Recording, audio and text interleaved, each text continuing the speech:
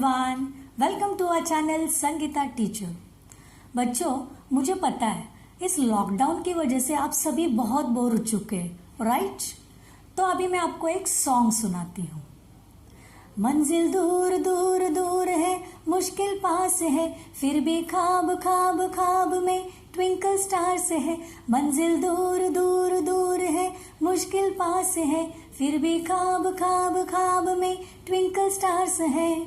चांद को करके रहेंगे आज ओवरटेक हम, पूरा चांस है, दिल में मार्स है, क्योंकि दिल में मार्स है, अपने दिल में मार्स है, उड़ने की प्यास है, दिल में मार्स है।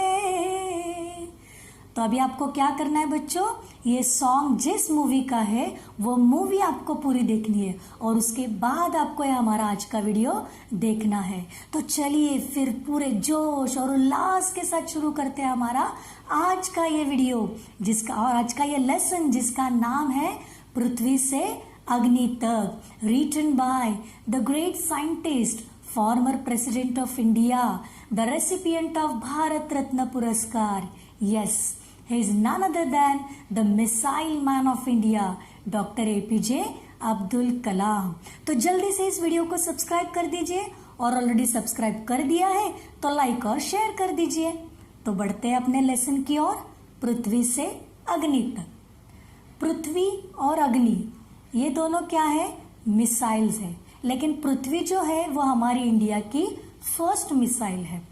तो अभी पृथ्वी मिसाइल बनाने का जो काम चल रहा था वो कहाँ हो रहा था, बालासोर में हो रहा था। बालासोर जो ओडिशा के पास एक जगह है, it's a name of a place. तो वहां पर इस मिसाइल के अंतरिम परीक्षण का काम पूरा होने में 1 साल की देरी थी।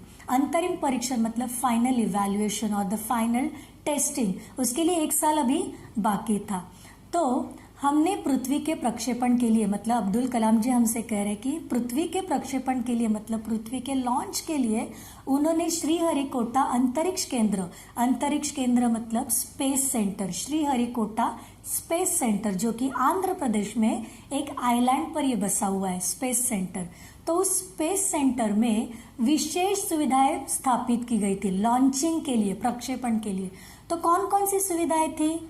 तो उसमें से था एक लॉन्च पैड, सेकंड था ब्लॉक हाउस, फिर नियंत्रण उपकरण और चलित दूरमिति केंद्र। नाउ लॉन्च पैड मतलब क्या, ऐसी जगह जहां से रॉकेट्स उड़ाए जाते हैं, place from where the rockets are take off, जो उड़ाए जाते हैं। उसके बाद में बताया गया है कि ब्लॉक हाउस मतलब यहाँ पर मशीनरीज रखी जाती है और वहाँ पे डेटा कलेक्ट किया जाता है, that room is known as block house. तो उसके बाद में बताया गया है कि नियंत्रण उपकरण, नियंत्रण मतलब कंट्रोल, उपकरण मीन्स मशीन, कंट्रोल मशीन। हम देखते हैं बहुत सारी मूवीज में जो साइंटिस्ट जो होते हैं अपने सामने कंप्यूटर या लैपटॉप रखा होता है और वहां से वो ऑपरेट करते हैं, उनके सामने एक बड़ा सा स्क्रीन भी होता है। So that particular room is known as control room और उस मशीन को कहते हैं कंट्रोल मशीन। उसके बाद में बताया गया है चलित दूरमिति केंद्र, चलित मीन्स ऑटोमेटेड, दूरमिति केंद्र मतलब टेलीमेट्री सेंटर। तो ये क्या काम करता है telemetry centre? The process of recording and transmitting the readings of an instrument, जो इंस्ट्रूमेंट जो होता है वो रीडिंग लेने का काम करता है और ट्रांसमिट करता है। तो ये काम, ये सारी सुविधाएं वहां पर क्या की गई थी, प्रस्थापित की गई थी। तो उसके बाद में उन्होंने हमें बताया कि पृथ्वी उपग्रह को 25 फरवरी 1988 को सुबह 11:23 पर छोड़ा गया। अभी यहाँ पर बच्चों पृथ्वी उपग्रह बताया गया है, satellite, but as per my knowledge पृथ्वी ये सैटेलाइट नहीं है, दिस इज अ मिसाइल। तो इस मिसाइल का प्रक्षेपण कब किया गया था?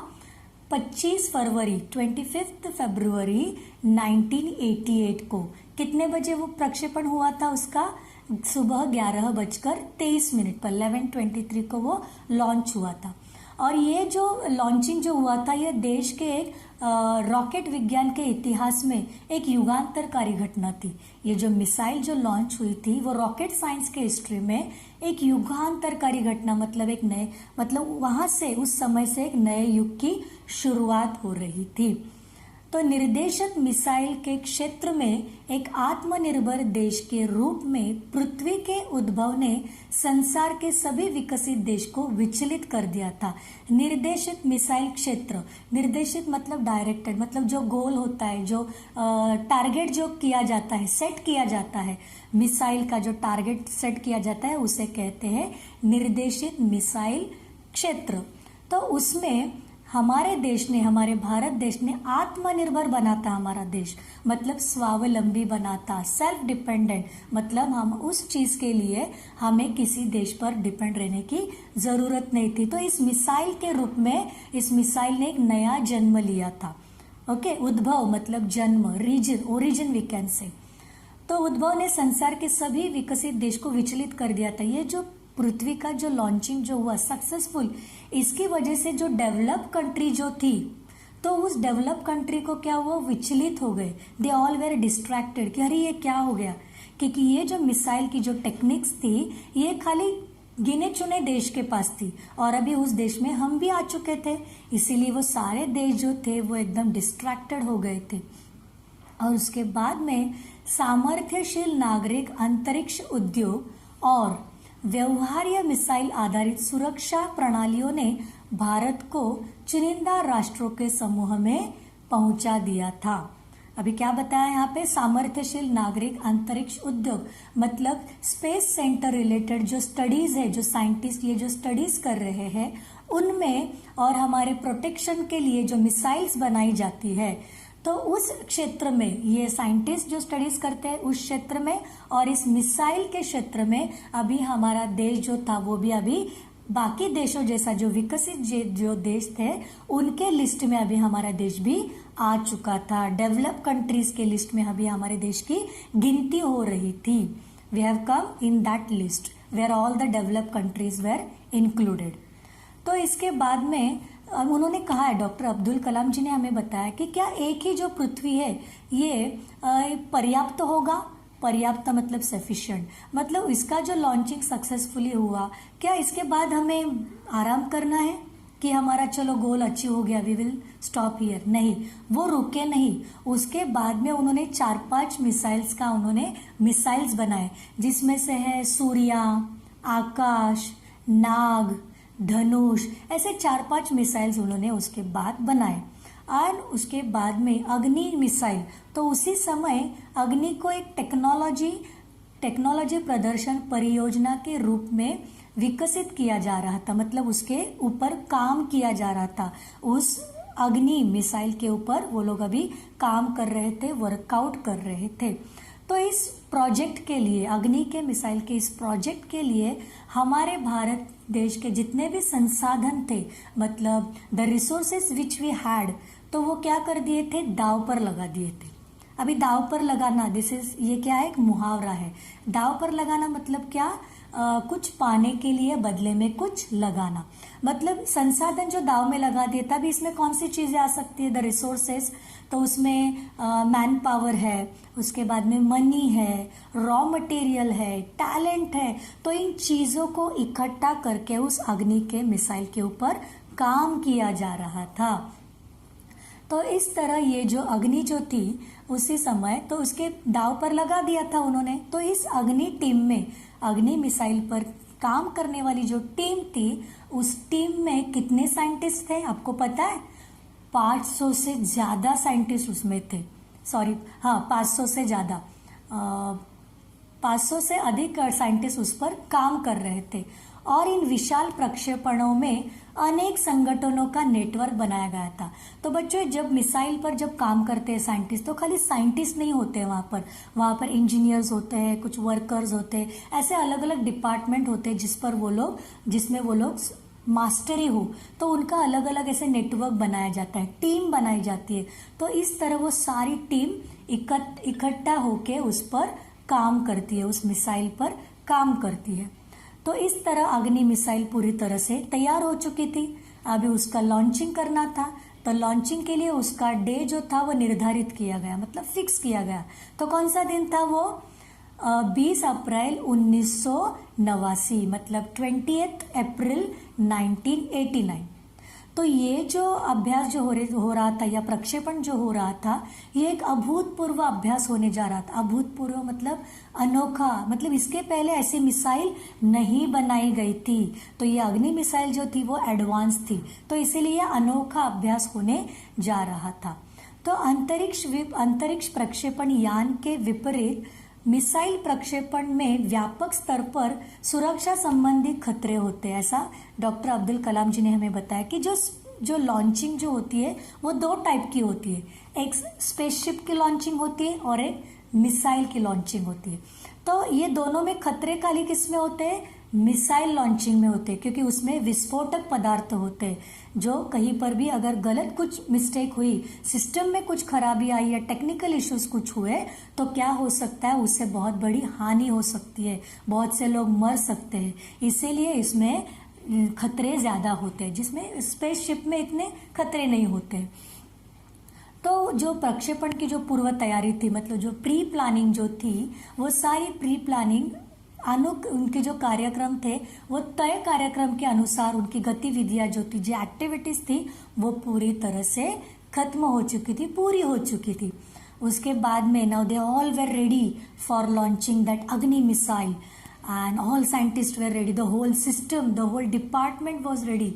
एंड व्हेन दे वर, जब वो T14 पर थे, जब उनका काउंटडाउन शुरू हो गया था, 18, 17, 16, 15, 14, अभी 14 सेकंड पर जब वो थे, T14, T मतलब टेक ऑफ, जब वो अग्नि मिसाइल टेक ऑफ करने में सिर्फ 14 सेकंड्स बचे हुए थे, तभी क्या हुआ था, वहां से उन्हें क्या मिला, एक संकेत मिला। इसी बीच उपकरणों में कंप्यूटर ने उन्हें एक संकेत दिया था कि यहाँ पर कुछ तो खराबी हुई है, किसी इंस्ट्रूमेंट में खराबी हुई है, जिसे तुरंत सुधार भी लिया गया था, इमीडिएटली वो ठीक भी करा दी गई थी। लेकिन निचली रेंज केंद्र से, मतलब लोअर रेंज जो सेंटर्स थे, तो वहां से क्या आना शुरू हो गया, होल्ड के लिए कहा गया, hold, so they have suppose to stop. तो अगले कुछ सेकंड्स में जगह जगह से होल्ड के जरूरत पड़ने लगी, इसका मतलब ज्यादा प्रॉब्लम बढ़ चुकी थी। इसके लिए ये जो लॉन्चिंग थी अग्नि की, वो क्या करनी पड़ी, स्टॉप करनी पड़ी, स्थगित करनी पड़ी। तो ये जो इंसिडेंट था वो बहुत शॉकिंग था, क्योंकि ये जो इतने साइंटिस्ट जो थे, जिन्होंने दिन रात मेहनत करके, हार्ड वर्क करके उन्होंने अग्नि मिसाइल तैयार की थी, और बस कुछ सेकंड्स की वजह से, मतलब कुछ सेकंड बाकी थे और छोटी सी मिस्टेक की वजह से वो लॉन्चिंग नहीं हो पाई। इसके लिए the all scientist were disappointed, वो शॉक में थे।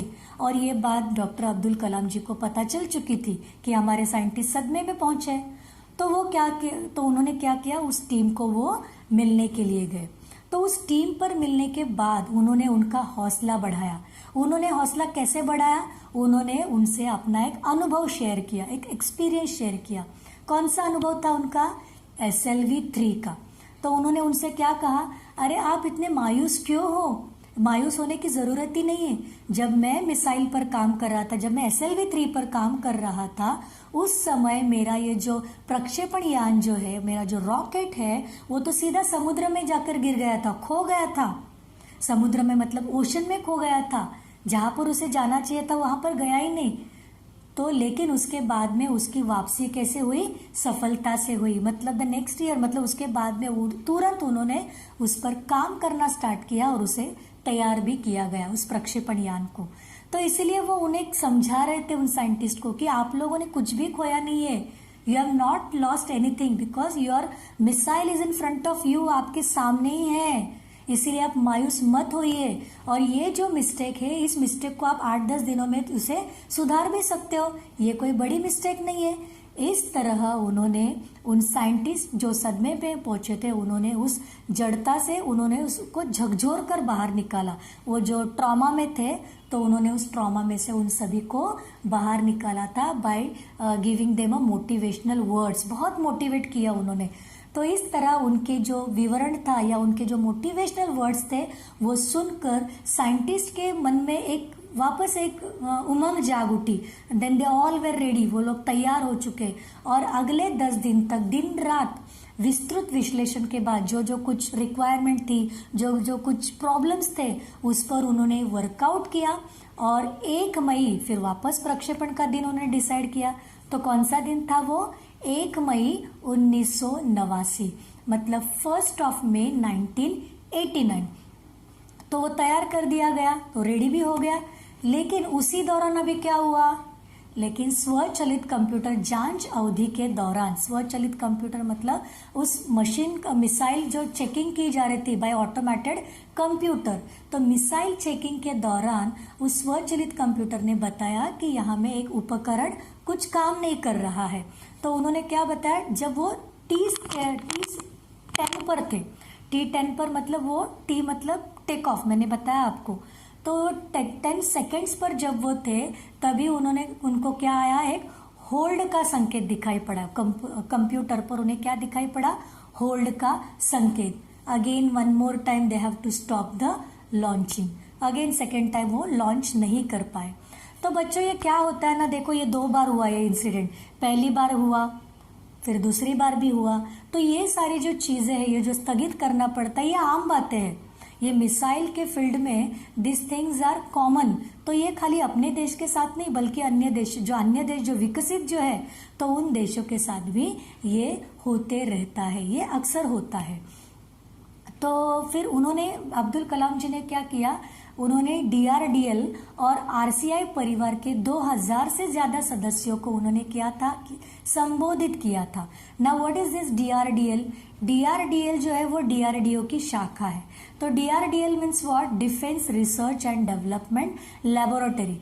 तो उनके परिवारों को, उनके मेंबर्स को और RCI के परिवार सदस्यों को, मतलब RCI मतलब रिसर्च सेंटर इमारत, तो उनके जो सदस्य जो थे उनको उन्होंने एड्रेस किया था।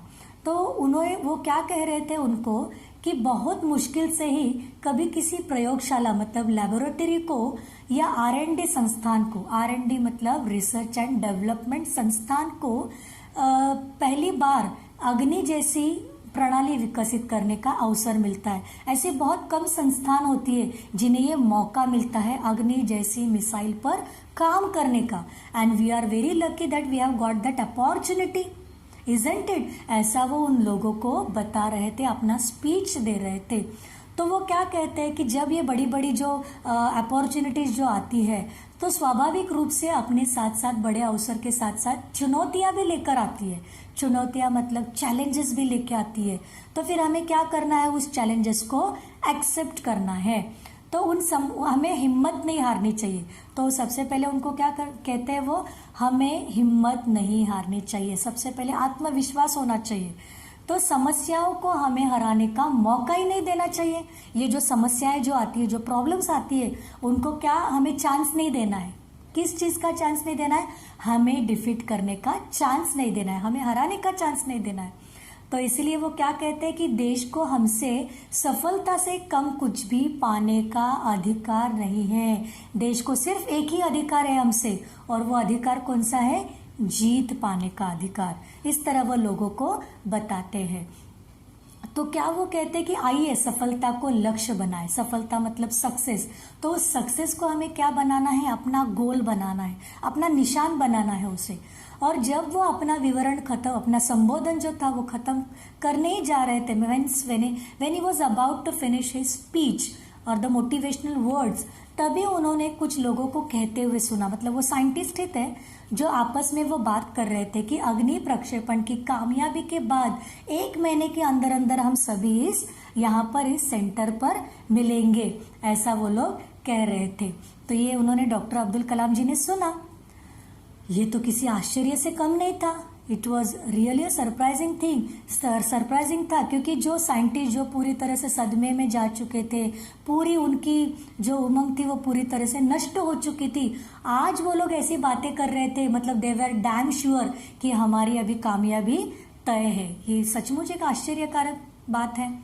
तो इसीलिए कैसे सैकड़ों कर्मचारियों ने लगातार काम करके, सैकड़ों मतलब 100 होता है, लेकिन यहाँ पे 100 नहीं बल्कि पूरी टीम ने 500 से अधिक जो वैज्ञानिक थे तो उनकी पूरी टीम ने तैयारी के प्रणाली की तैयारी का काम स्वीकार्यता परीक्षणों सहित केवल 10 दिनों में पूरा कर दिया था। जो भी प्रॉब्लम्स थे, जो भी ऑब्स्टैकल्स थे उस मशीन में, उस प्रॉब्लम को उन्होंने केवल 10 दिनों में पूरा कर दिया था। अभी हो गया, पहले बार उन्होंने रेक्टिफाई किया, बाद में अभी सेकेंड टाइम रेक्टिफाई किया। अभी प्रॉब्लम तो वैसे कुछ भी नहीं था, लेकिन अभी प्रॉब्लम क्या था, विपरीत मौसम की बारी थी। बाधाएं डालने की बारी किसकी थी, बाधाएं मतलब ऑब्स्टैकल। तो ये ऑब्स्टैकल डालने की बारी इस बार किसकी थी, विपरीत मौसम की, मतलब अनफेवरेबल वेदर, और we can say bad weather. Bad weather अभी कौन सा था, वहां पर चक्रवात का खतरा मंडरा रहा था। नाउ व्हाट इज दिस चक्रवात, दिस इज अ साइक्लोन, बवंडर भी जिसे कहते हैं।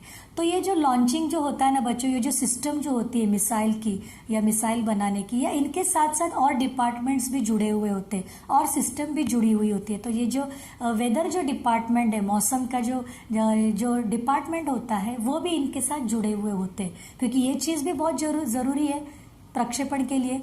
तो उन्होंने क्या बताया, इनको चक्रवात का खतरा मंडरा रहा है, ऐसे उन्होंने उनको जानकारी दी थी। सभी कार्य केंद्र उपग्रह संचार के जरिए आपस में जुड़े हुए थे। They all were connected to each other, all the departments. मौसम संबंधी आंकड़े रुक रुक कर आ रहे थे, मौसम संबंधी रिगार्डिंग वेदर, जो नंबर जो आ रहे थे या जो इंफॉर्मेशन जो आ रही थी, खतरे की जो बातें जो आ रही थी, जानकारी आ रही थी, वो रुक रुक कर आ रही थी। लेकिन 10 मिनट के अंतराल में, अंतराल मतलब इंटरवल, आफ्टर 10 मिनट्स वो जो आंकड़े जो आ रहे थे वो पूरे उनकी बाढ़ सी आ गई थी, मानो फ्लड आ गया था। अभी वहां पे फ्लड नहीं आया था, वहां पर खतरा ज्यादा बढ़ चुका था। तो इस तरह उस दिन भी लॉन्चिंग वो नहीं कर पाए। तो 2 बार ऐसे हुआ। फाइनली अंततः, अभी तीसरा बार था उनका, तो अंततः प्रक्षेपण 22 मई 1989 के रोज निर्धारित किया गया। मतलब 22 मई 1989 को वो दिन उनका फिक्स हो चुका था अग्नि मिसाइल के लॉन्चिंग का। तो ये जो रात थी 22, तो पूर्णिमा की रात थी। तो पूर्णिमा की रात मतलब फुल मून था। तो ज्वार के कारण ये जो लहरें थी, तो ये लहरें वो क्या कर रही थी, किनारों से टकरा रही थी और अधिक शोर मचा रही थी। ज्वार मीन्स हाई टाइड। तो इस हाई टाइड की वजह से ये जो वेव्स थी, तो वेव्स क्या कर रही थी, वो सी शोर से टकरा रही थी, और टकराने के बाद वो ज्यादा शोर कर रही थी। और उस समय ये जो सारे साइंटिस्ट जो थे, वो उनके मन में एक ही बात चल रही थी कि क्या हम कल अपने इस अग्नि मिसाइल के प्रक्षेपण में कामयाब होंगे। ऐसा उन सभी के मन में आ रहा था। सभी के मन में एक ही बात चल रही थी कि क्या हम सफल होंगे कल के इस प्रक्षेपण में।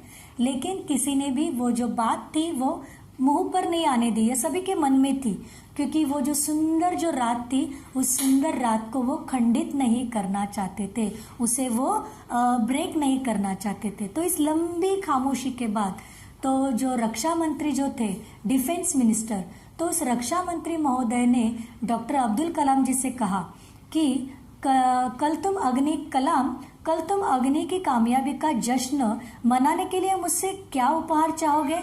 ही वॉज डैम श्योर कि कल जो प्रक्षेपण होने वाला है ये सक्सेसफुली होने वाला है, सक्सेसफुली लॉन्च होगा ये। इसीलिए वो पहले ही उनसे कहते कि कलाम तुम मुझसे कल क्या चाहोगे इस प्रक्षेपण के कामयाबी के बाद। तो एक्चुअली ये क्वेश्चन तो बहुत सिंपल था, मामूली से था, लेकिन फिर भी इसका कोई भी तत्काल कोई भी वो जवाब सोच नहीं पाए थे डॉक्टर अब्दुल कलाम। तो वो कह रहे थे कि मैं क्या चाहता, जो क्या था जो मेरे पास नहीं था। उनके पास सब कुछ था, तो वो सोच रहे थे कि मेरे पास ऐसी कौन सी चीज आ सकती है जिससे मैं और खुश हो सकूं, कौन सी चीज मुझे और खुशी दे सकती है।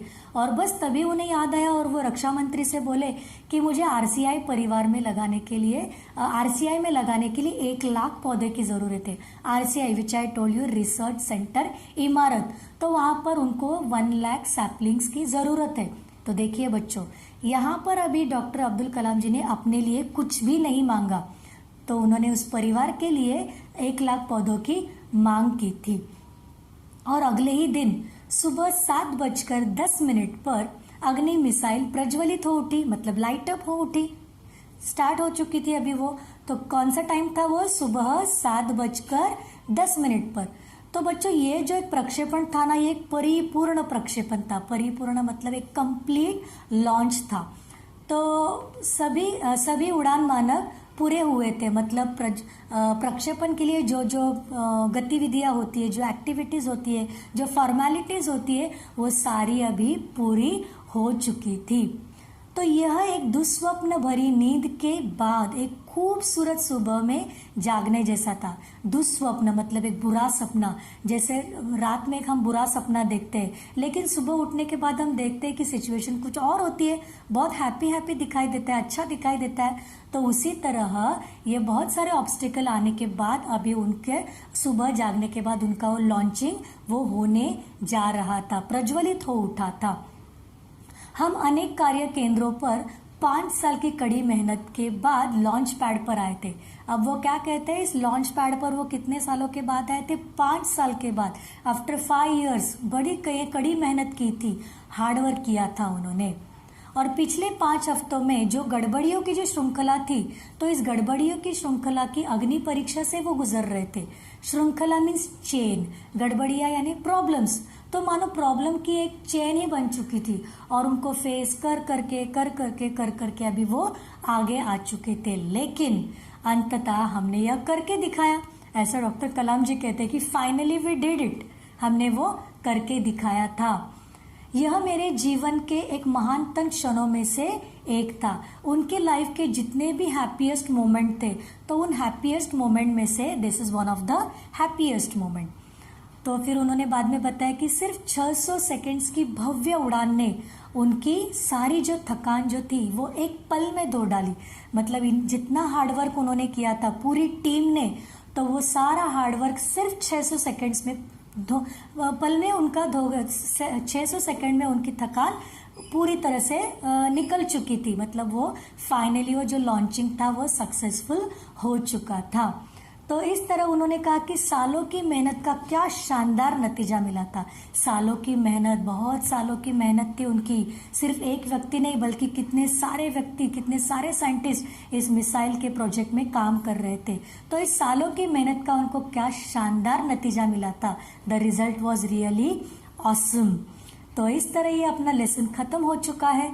आई होप कि आपको ये लेसन पूरी तरह से समझ में आ चुका होगा। फिर भी कुछ डाउट है तो कमेंट कर दीजिए। तो अब हम बढ़ते हैं अपने क्वेश्चन आंसर्स की ओर। Let's start. क्वेश्चन नंबर 1, रिक्त स्थानों की पूर्ति करो। फर्स्ट, पृथ्वी प्रक्षेपण के लिए डैश अंतरिक्ष केंद्र में विशेष सुविधाएं स्थापित की। इसका आंसर है श्रीहरिकोटा।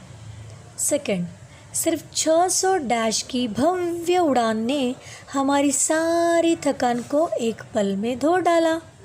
इसका आंसर है सेकेंड्स। नाउ थर्ड क्वेश्चन, अग्नि टीम में डैश 100 से अधिक वैज्ञानिक थे। इसका आंसर है 5। फोर्थ क्वेश्चन, इस विवरण ने उन्हें डैश की हालत से झकझोर कर बाहर निकाल लिया। इसका आंसर है जड़ता। नाउ क्वेश्चन नंबर 2, कथन के सामने सही और गलत का चिन्ह लगाओ। फर्स्ट, यह देश के रॉकेट विज्ञान के इतिहास में एक युगांतरकारी घटना थी। इसका आंसर है सही।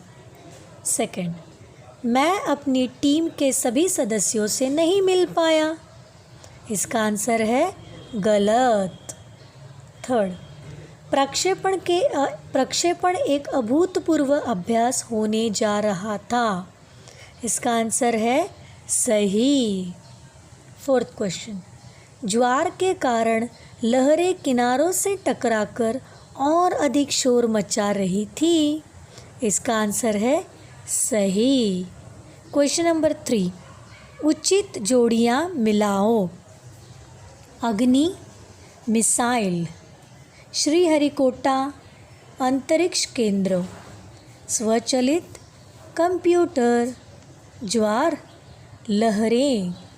क्वेश्चन नंबर 4, निम्नलिखित प्रश्नों के उत्तर एक एक वाक्य में लिखो। फर्स्ट वन, पृथ्वी का प्रक्षेपण कहाँ होने वाला था? आंसर, पृथ्वी का प्रक्षेपण श्रीहरिकोटा में होने वाला था। सेकंड, श्रीहरिकोटा के अंतरिक्ष केंद्र में कौन कौन सी सुविधाएं स्थापित की गई?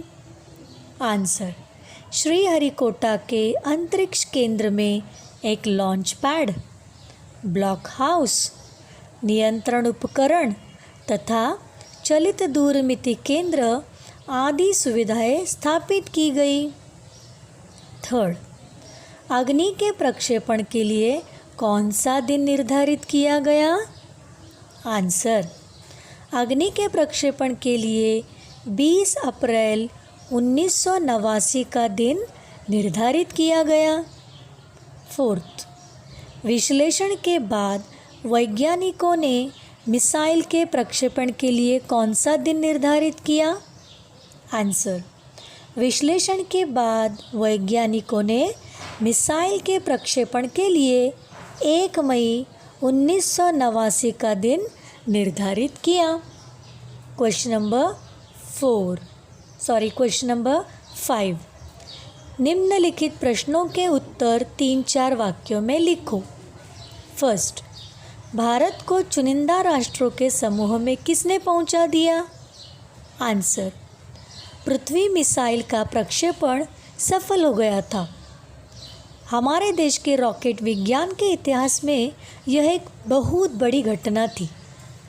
मिसाइल के क्षेत्र में भारत की आत्मनिर्भरता ने संसार के सभी विकसित देशों को विचलित कर दिया। इस तरह मिसाइल आधारित सुरक्षा प्रणालियों ने एकदम से भारत को चुनिंदा राष्ट्रों के समूह में पहुंचा दिया। सेकंड क्वेश्चन, टीम के साथ डॉक्टर कलाम ने कौन सा अनुभव बांटा?